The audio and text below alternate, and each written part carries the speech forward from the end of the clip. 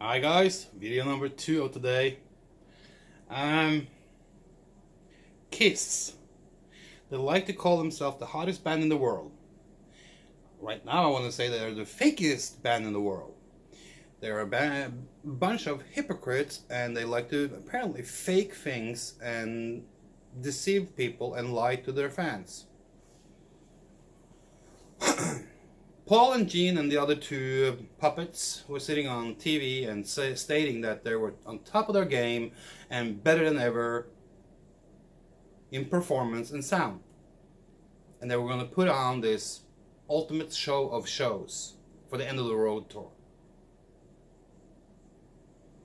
Nothing could be further from the truth. There is nothing that touches the truth. As we have seen now after a few weeks, couple of weeks with End of the Road show tours, it is clear that they are miming. They're using backing tracks. Paul doesn't sing. There's a bunch of video on YouTube. If you want to see it, go ahead and just search for it, because I'm not going to put it in here because that will give me copyright claims and all that shit. But if you want to see it, go ahead. I might even put some links down below just to make it a little bit easy for you. So, Kiss, the hottest band in the world, not even close. You have 4 musicians that are at their best average when it comes to musicianship. Paul has never been a great singer. He's been a good singer, but not a great singer. He's been an average singer, even in his heyday. Gene is far from being a great bass player. He can get by. Nothing fancy there. Nothing spectacular. Tommy Thayer is an average, mediocre guitar player who is trying to mimic and copy Ace Frehley for everything he did. Moves, how he plays, all kinds of stuff. Eric Singer is probably the best musicians of them all in that group. I liked what Eric Singer did with Gary Moore and with other musicians and other bands that he's been in. So Eric Singer is a legitimate drummer. He's better than Peter Criss, that's for sure. But so the only guy in the band that I can really respect, I don't diss on Eric Singer for his involvement and his role behind the drum set with the makeup, because he's getting paid for it, and this is what Paul and Gene has told him to do.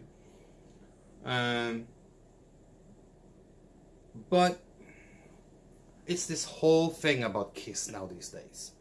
We have seen Motley Crue come out and state that, shit, you're copying our stage.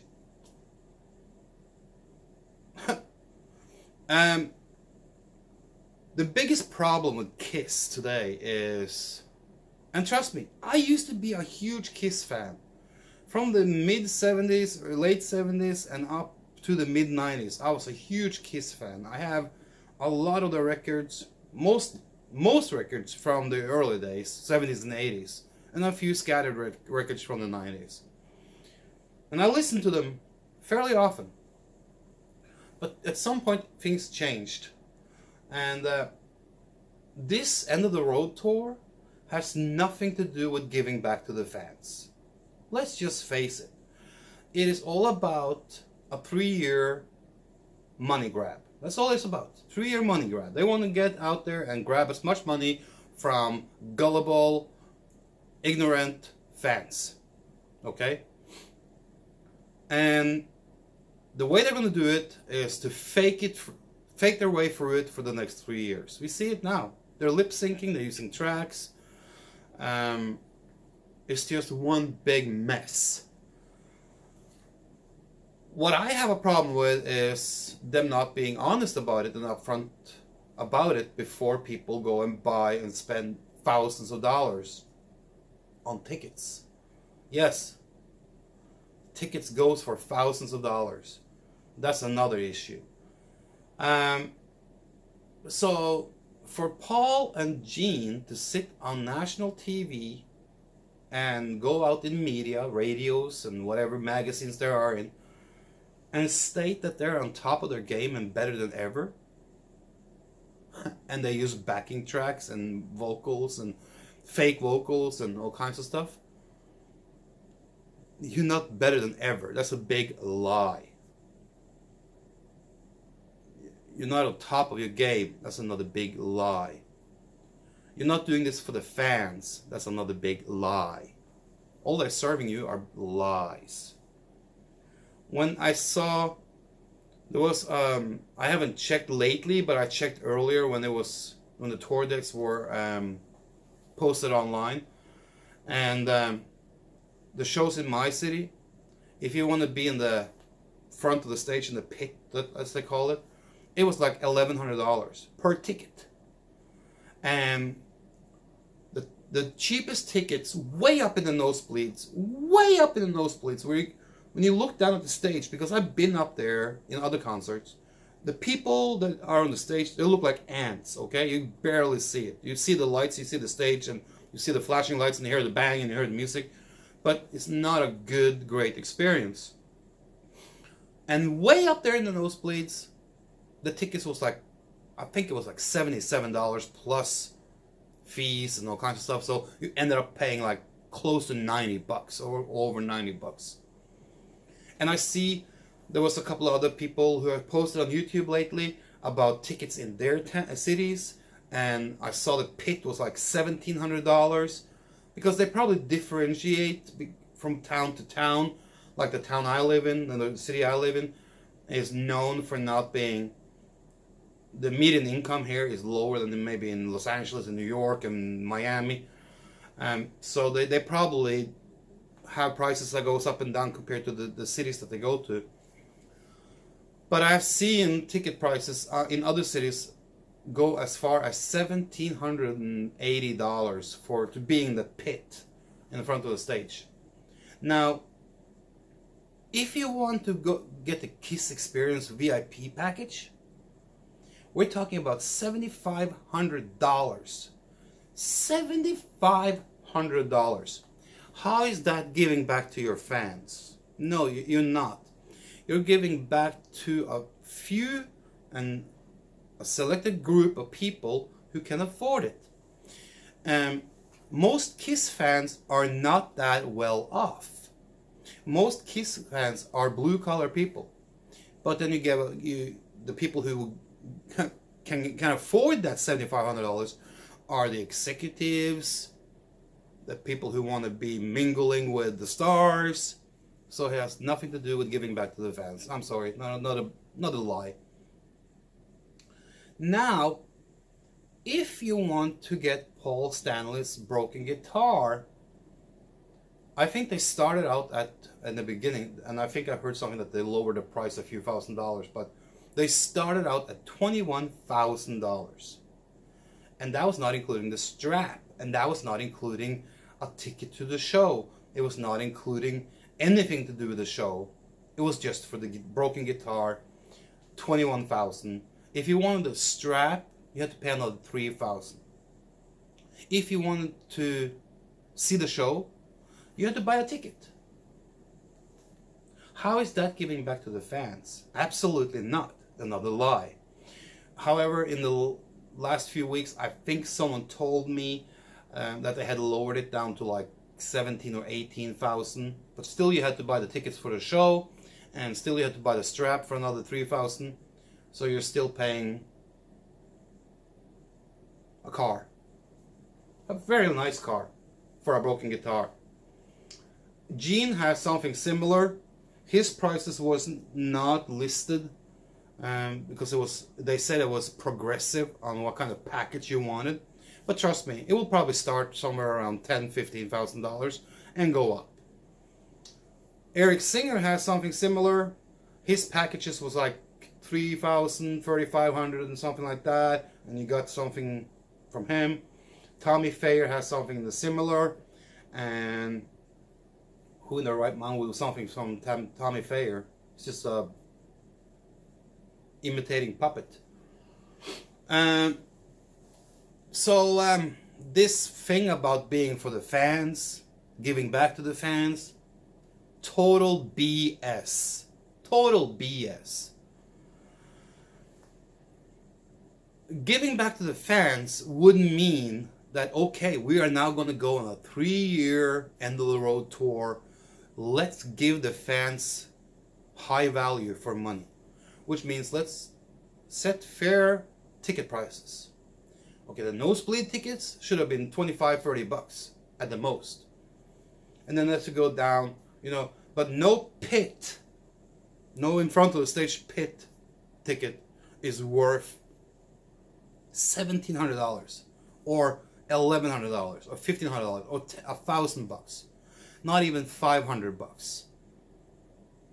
And that goes for any band, not just Kiss, but any band. I think if you want to be in the pit, $250 is fair to ask, and then you do a $25 up in the nosebleeds. Because remember this, these arenas that they play in hold somewhere between, well, when you put the stage in there, hold somewhere between 10 and 15,000 people.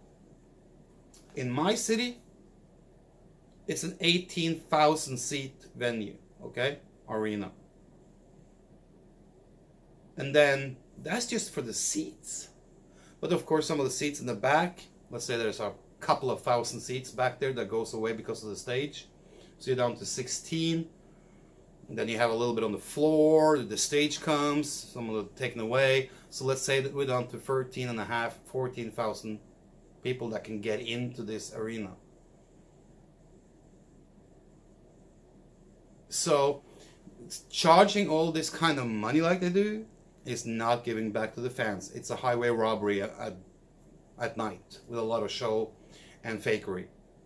That's why Kiss today is not the hottest band in the world. It is the fakiest band in the world.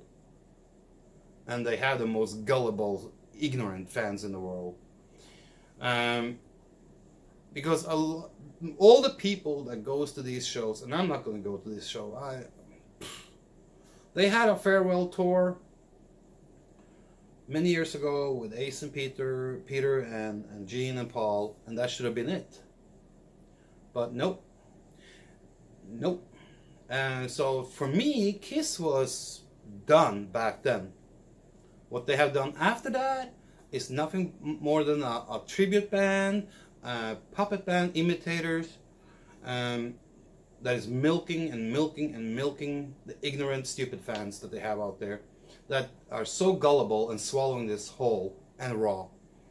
Because if you look at it from the standpoint of a fan, when someone tells you, oh, you're a fan of me, I'm going to give something back to you. But you know what? For that, you have to pay me $7,500. How is that giving back to the fans? And still some of these fans are swallowing it hook, line, and sinker like it was nothing. So they clearly are not thinking about what is being said and done. We know for a fact that Paul can't sing anymore. His voice is shot. His voice is terrible. Look at the Barcelona tapes from 2018, back in November, October, something like that. His voice is done. And all of a sudden, he's on top of his game for the next 3 years. What a hypocrite. I used to like Kiss. I mean, they were my favorite band when I was 7, 8, 9, 10, 12, 11, 12 years old.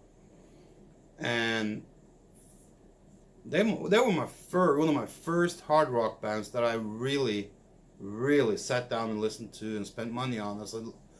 I was delivering newspapers. I was a paper boy just to get enough money to buy Kiss tapes and Kiss cassettes and stuff like that. So I was a huge fan of them. I remember 4 of us in the neighborhood.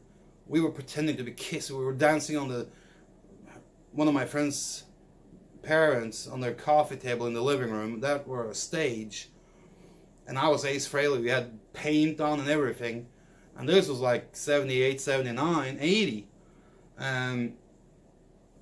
So to see how far they have fallen from being genuine, because at one point they were a genuine band, but as years pass by, it has become more and more fake, more and more egotistic. It's like all about them. In the beginning, I have no doubt believing them that it was about the fan and giving back and giving this great show for the fans and all that stuff.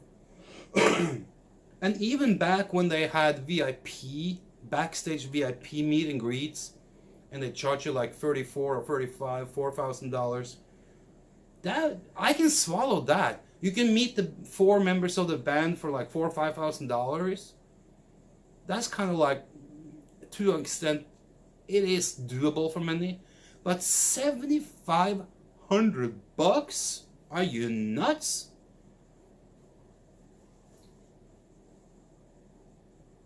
Kiss has become a disgrace for themselves and to themselves. They have been sitting on TV, in the media, on radios, in magazines, taking jabs at other bands for lip syncing, other artists for lip syncing and being fake. And now they're here lying to you, and they're doing the same shit themselves. And not only that, but they're freaking copying the stage from someone too, apparently, from what Tommy Lee and Nikki Sixx is being saying. So, how much genuine is Kiss today? This much? This much? Or this much? No. They have nothing. There's no genuine about Kiss today. Their bones are rotten. And it's a disgrace. As an old fan, they have really pushed me and many others away. And now they're playing for a bunch of gullible, ignorant fans who doesn't know better. And that's probably why they're appealing to the younger crowd, because they don't know better. When you come to a point like this, it probably would have been better to just say, we've been going on for like 40 years, 40 plus years. Take the amount of years that you've been in business and do that many shows. But be honest about if we need help, if we're using tracks. So let's say they've been going on for 45 years. Do a farewell or end of the road, 45 shows. And then that's it. And try and do it as genuine as possible. Do it without tracks if you can. Even if you sound terrible, at least you did an effort to make it look good, and you did it with your integrity intact. But right now, the fakest band in the world is Kiss.